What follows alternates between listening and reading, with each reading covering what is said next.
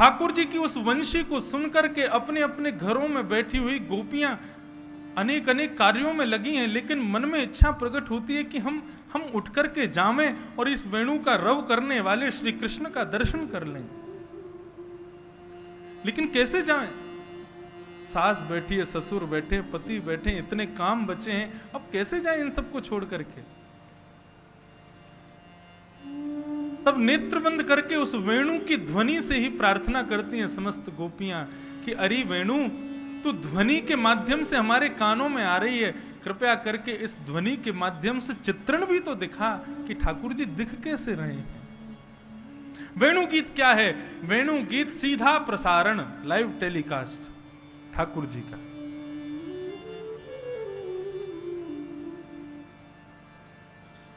और जैसे ही वेणु से प्रार्थना करती हैं, वेणु कर्ण रंध्र में प्रवेश करती है और ठाकुर जी के मंगलमय रूप का दर्शन कराती है। गोपियां दर्शन कर रही हैं, कैसे लग रहे हैं ठाकुर जी? कि बरहा पीणम नटवर कर्णयो कर्णकारं विभ्रदवासः कनक कपिसं वैजयन्तीं च मालां किरन्ध्रान् वेणोऽधर सुधया पूरयन् गोपवृन्दैः वृन्दारण्यं स्वपदरमणं प्राविशत गीतकीर्ति। भोपाली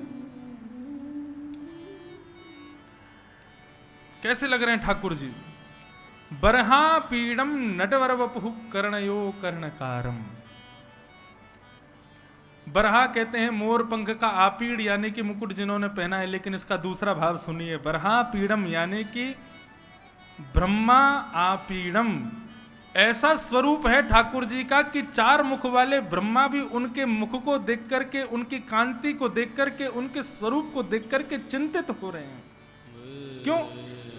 ब्रह्मा सोच रहे हैं ऐसा स्वरूप मेरा क्यों नहीं है। इतने सुंदर ठाकुर जी हैं, इनको समस्त गोपांगनाएं देखती हैं, सारे ग्वाल बाल देखते हैं। हमारे पास में चार चार मुख हैं, एक भी सुंदर नहीं है। तो ब्रह्मा भी जिस मुखमंडल को देख करके पीड़ा में आ जाए, दुखी हो जाए, ऐसा ठाकुर जी का मुखमंडल है। और नटवर वपुः, नटों में वर जो श्रेष्ठ हैं, लेकिन दूसरा भाव कहते हैं नटवर कौन है? नटवर हैं श्री शिव, भगवान शिव, जिनके रूप माधुरी को देख करके उनके श्री चरणों में प्रणाम करते हैं।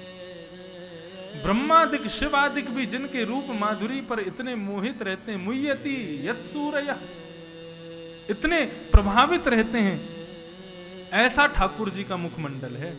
मतलब श्री शुकाचार्य जी महाराज बताना चाह रहे हैं कि परीक्षित, ये साधारण कृष्ण का स्वरूप नहीं है वेणु गीत में। ऐसा स्वरूप है कि जिस स्वरूप को देख करके ब्रह्मा आदि शिव आदि देवता भी पछाड़ खा खा करके गिर रहे हैं, देख ही नहीं पा रहे, इतने सुंदर ठाकुर जी लग रहे हैं। नटवर वपुः कर्णयोः कर्णकारम, कान तो दो हैं लेकिन कुंडल एक ही पहना है ठाकुर जी ने। क्यों? चंचल स्वभाव है ठाकुर जी का। एक कान में कुंडल है बस, दूसरे में नहीं है। और कुंडल भी काय का? कन्नेर के फूल का, जो पीला फूल होता है उसका कुंडल पहना है। मधुमंगल दूसरी उंगली पकड़ करके चल रहा, बोल लाला बा में बढ़िया ना लग रो, या में लगा। सो ठाकुर जी यहां से अपना पुष्प निकाल के दूसरे कान में लगा लेते हैं। श्रीदामा के अरे लाला बा में ना बढ़िया लग रो, यही में लगा। ठाकुर जी फिर इसमें लगा लेते हैं। फिर मधुमंगल कहता तू माने ना बात है, अरे बा में ना बढ़िया लग रो, या में लगा। फिर ठाकुर जी इसमें, श्रीदामा के नहीं यही में लगा। ठाकुर जी पकड़ते हैं पुष्प, दोनों को बैठाते हैं, कभी इसमें फिर इसमें फिर। अब ठीक है, खुश हो तुम? द्रुत गति से दोनों कानों में कुंडल पहनने लगते हैं। और फिर श्रीदामा मधुमंगल जोर से हंसते हैं, ठाकुर जी को हृदय से लगाते हैं। कर्णयोः कर्णकारम, ये सब दर्शन गोपियां कर रही हैं आंख बंद करके। और रंध्रान वेणु अधर सुधया, अपने अधरों पर धारण करके अपने कोमल उंगलियों से छिद्रों को आच्छादित करते हुए अपने प्राणों को पिरो करके ठाकुर जी वेणु का रंधन कर रहे हैं, वेणु रव कर रहे हैं। उसमें भी एक एक स्वरूप का दर्शन गोपियां कर रही हैं। अरे ये वेणु कितनी भाग्यशाली है, देखियो। जब जब श्री राधा रमन लाल जी अपनी आंखें खोलते हैं, बंद करते हैं वेणु बजाते बजाते, तो ऐसा लगता है ठाकुर जी अपने नेत्रों के पलकों से मानो उसको हवा कर रहे हों। एक गोपी कहती है इनकी कोमल उंगली जब वेणु के छिद्रों पर भ्रमण करती है तो ऐसा लगता है ठाकुर जी अपनी कोमल उंगलियों से उसके चरण दबा रहे हैं। एक गोपी कहती है और सब तो छोड़, ये वेणु ठाकुर जी के अधरामृत का पान करती है, कितनी सौभाग्यशाली है। रंध्रान वेणु अधर सुधया पूरयन गोप वृंदई वृंदारण्यम स्वपद रमणम प्राविशद गीत कीर्ति। ऐसे सुंदर ठाकुर जी अपनी अलकावलियां, घुंघराले केश खुले हुए हैं, बीच में छोटा सा मुखमंडल है ठाकुर जी का, अपने बिना पादुका के चरणार बिंदों से मचलते मचलते उछलते हुए श्री वृंदावन में प्रवेश कर रहे हैं गोप ग्वालों के साथ, और उस कीर्ति का गान गोप ग्वाल कर रहे हैं, और गोपियां घर में बैठ कर के दर्शन कर रही हैं। गोपियां कह रही हैं अक्षणवतां फलमिदं न परम विदाम सख्य प्रसूनन्वेषयतोर्वयस्यै। अरे सखी, ऐसी रूप माधुरी को देखने के अलावा इन आंखों का किसी और को देखने का धर्म है, ये तो हम जानते ही नहीं है। कोई हमसे कहे कि भैया ये सौंदर्य देखो, ये सौंदर्य देखो, लेकिन हम तो कहेंगे जिसने श्याम सुंदर के स्वरूप को देख लिया उसकी आंखों का धर्म सिद्ध हो गया, सफल हो गया, अब उसको किसी और को देखने की जरूरत नहीं है। ठाकुर जी ने हमको आंख क्यों दी? गोपियां कह रही हैं, बोले आंख इसीलिए दी ताकि आप इन आंखों से ठाकुर जी के मंगलमय रूप को देख सको। कान इसलिए दिए ताकि ठाकुर जी की मंगलमय कीर्ति का गान सुन सको। हाथ इसीलिए दिए ताकि करताल बजा सको, सेवा कर सको। चरण इसीलिए दिए प्रदक्षिणा कर सको। प्रत्येक अंग ठाकुर जी ने अपनी सेवा के लिए दिया, और इन अंगों का सार्थक तभी होगा आना, हमारे शरीर में आना तभी सार्थक माना जाएगा जब इन अंगों से, प्रत्येक अंग से हम ठाकुर जी की सेवा कर दें। गोपियां क्या कह रही हैं? गोप्यः किमाचरदयं कुशलं स्म वेणु दामोदराधर सुधामपि गोपिकानां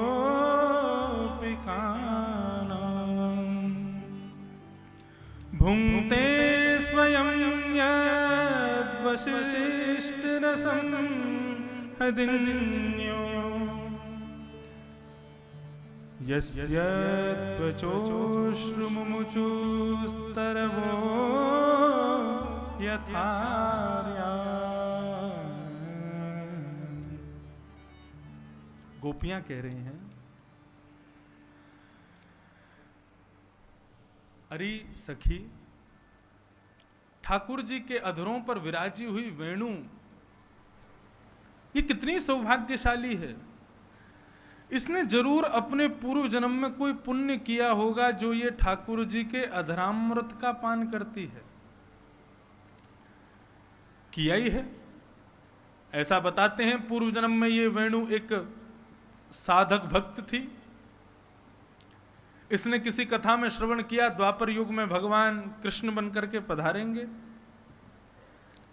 इसने जाकर के उन वक्ता से पूछा कि महाराज, ये जो कृष्ण द्वापर में पधारेंगे इनका स्वरूप कैसा होगा? बोले ऐसे होंगे, बरहा पीड़म नटवर बपुः कर्णयो कर्णकारम विव्रतवासः कनककवसं वैजयंतीं च मालाम रंध्रान वेणो अधर सुधया।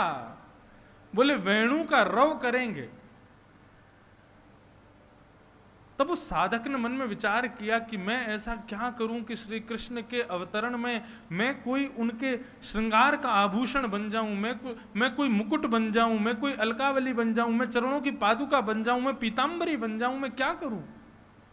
तब उसने पाया कि भगवान श्री कृष्ण के श्रृंगार में अतिशय श्रेष्ठ है वेणु, क्यों? बोले जब जब धारण होती है तब तब अधरामृत का पान करती है। उसने कहा मैं वेणु बनना चाहता हूं। बोले अंते यामति सा गति,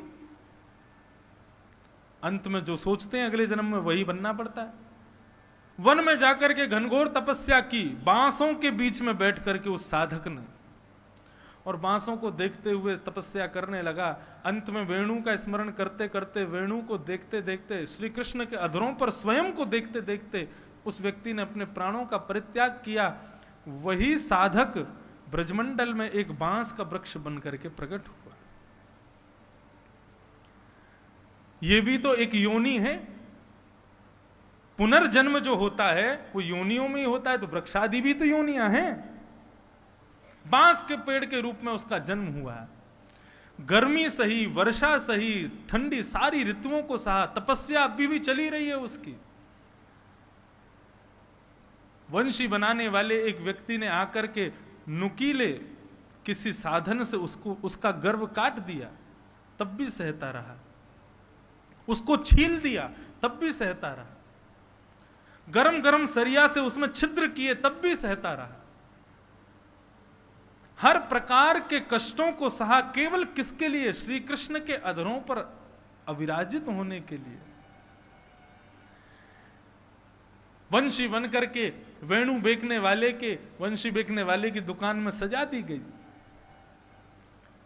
बाकी सब वंशियों की इच्छा रही होगी कि हम एक उत्तम श्रेणी के कलाकार के पास जाएं, एक अच्छे वंशी वादक के पास जाएं, वो हमें ये राग गाएगा, ये राग अलापेगा, ऐसा बजाएगा, ऐसा बजाएगा। लेकिन इस अकेली वंशी की एक ही कामना कि कब ब्रजमंडल में श्री कृष्ण का जन्म होगा और वे यहां मार्ग से निकलते हुए मुझको स्वीकार करेंगे। एक जन्म नहीं, पिछले जन्म से उसकी तपस्या चल रही है। श्री कृष्ण का प्रादुर्भाव हुआ, पूरे ब्रजमंडल में उत्सव मन रहा था, तब भी उस दुकान में बैठी हुई वेणु नृत्य करती है कि जल्दी जल्दी बड़े हो जाओ कन्हैया और मुझको अपनाओ, मुझको स्वीकार करो। कितनी प्रतीक्षा करी उसने। एक दिन आया, समस्त ग्वाल मंडली के साथ में ठाकुर जी वहां से गुजर रहे थे। वंशी बेचने वाला वेणु रव कर रहा था। ठाकुर जी वेणु रव के प्रति आकृष्ट हो गए, जाकर के उसकी दुकान पर बैठ गए। बोले और बजाओ ना, और बजाओ ना। बोले मैं भी बजाऊंगा ना। बोले हाँ बजाओगे ना, तुम्हारे लिए ही तो है।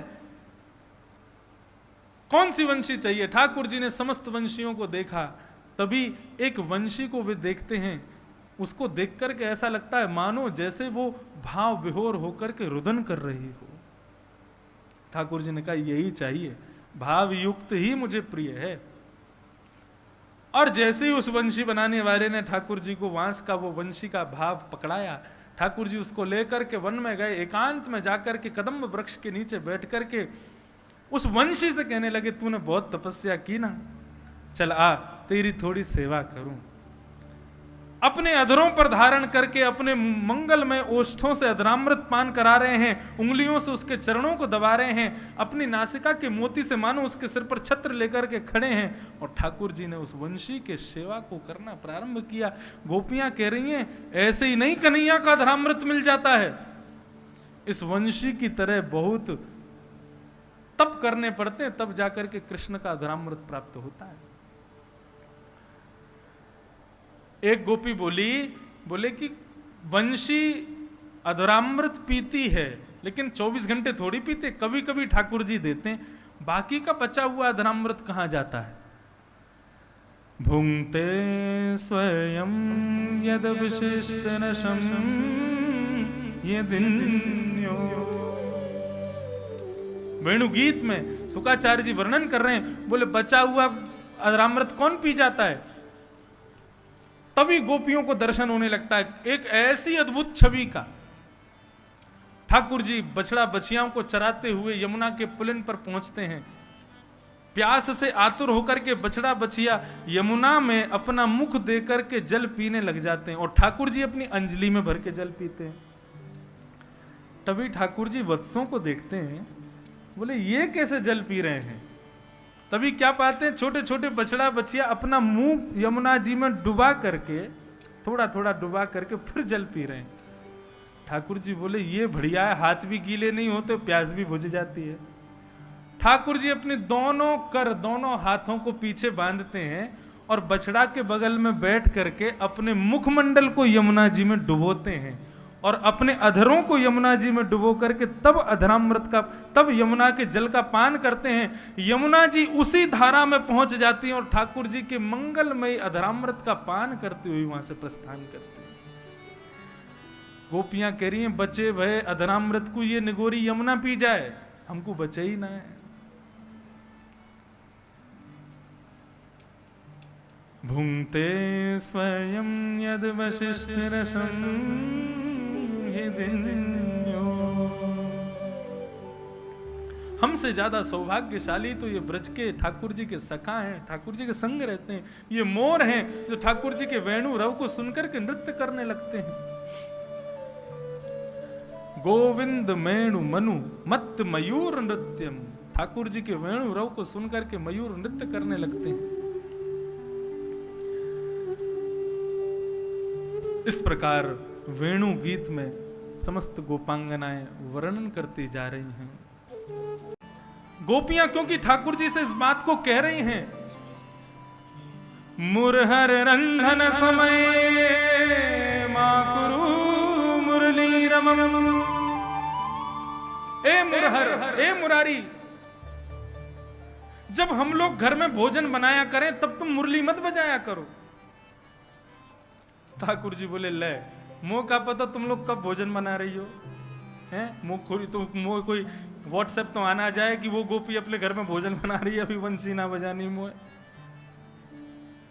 ठाकुर जी बोले, क्यों नहीं बजाया करें, क्यों? भोजन मीठा बन जाता है क्या हमारी वंशी को सुन के?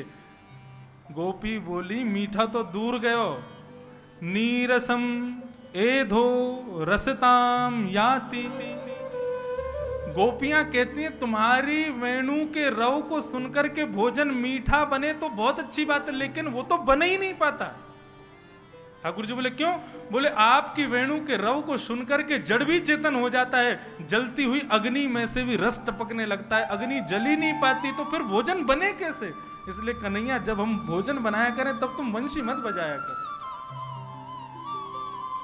समस्त गोपांगनाएं गा रहे हैं, ओ कान्हा तेरी बांसुरी नींद चुराए, ओ कान्हा तेरी बांसुरी नींद चुराए,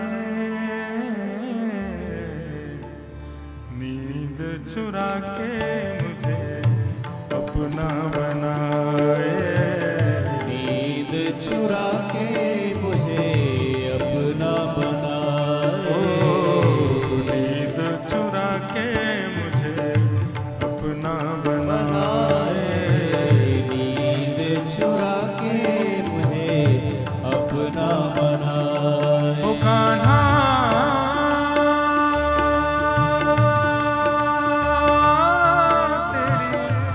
बांसुरी नींद चुराए, ओ कान्हा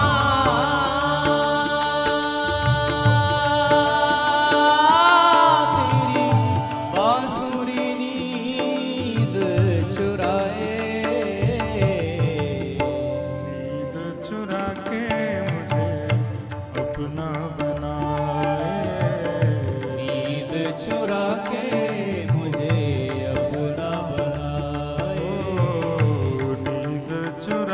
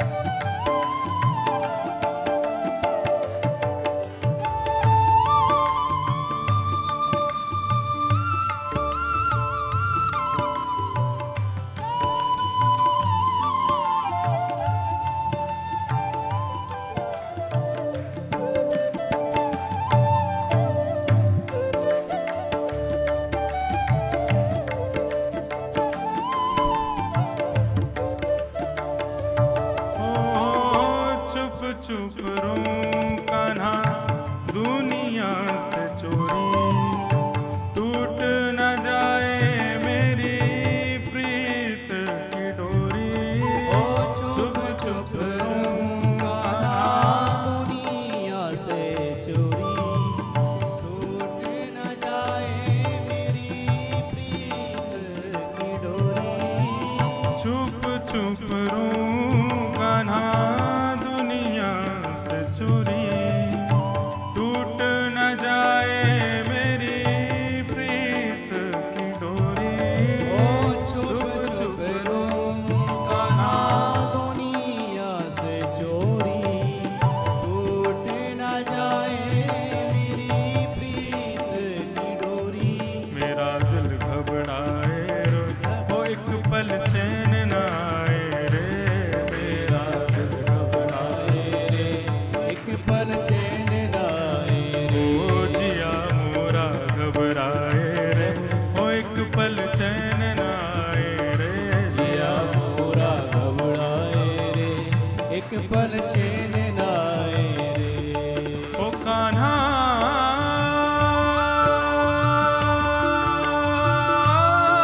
तेरी बांसुरी नींद चुराए। ओ कान्हा